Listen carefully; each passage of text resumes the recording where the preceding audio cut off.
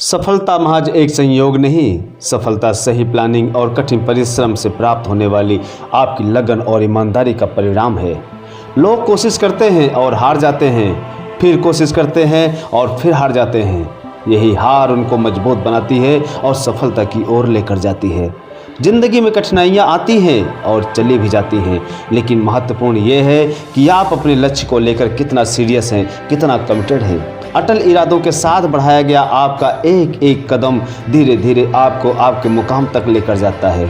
कठिनाइयाँ आएंगी, समस्याएं परेशान करेंगी, लोग मजाक बनाएंगे, उसके बाद भी आप अपने लक्ष्य पर अडिग रहे तो निस्संदेह आप अपनी मनचाही जिंदगी जी सकते हैं, मनचाही सफलता प्राप्त कर सकते हैं। एक कहानी के माध्यम से इसे और आसानी से समझने की कोशिश करते हैं। एक राजा को उपहार में किसी ने बाज के 2 बच्चे भेंट किए। वह बड़े ही अच्छी नस्ल के थे।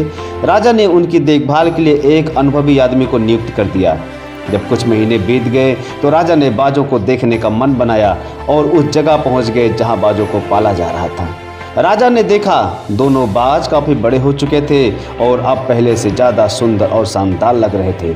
राजा ने बाजों की देखभाल कर रहे आदमी से कहा, मैं इनकी उड़ान देखना चाहता हूँ, तुम इन्हें उड़ने का इशारा करो।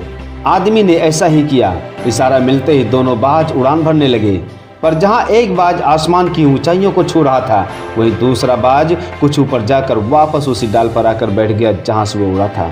ये देखकर राजा को कुछ अजीब लगा। राजा ने कहा, जहां एक बाज इतनी अच्छी उड़ान भर रहा है, वहीं दूसरा बाज उड़ना ही नहीं चाह रहा है।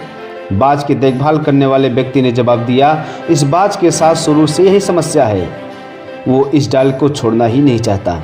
राजा को दोनों ही बाज प्रिय थे और वो अपने दूसरे बाज को भी ऊंची उड़ान भरते देखना चाहते थे। अगले दिन पूरे राज्य में ऐलान कर दिया गया, जो व्यक्ति इस बाज को ऊंचा उड़ाने में कामयाब होगा उसे बहुत सारा इनाम दिया जाएगा।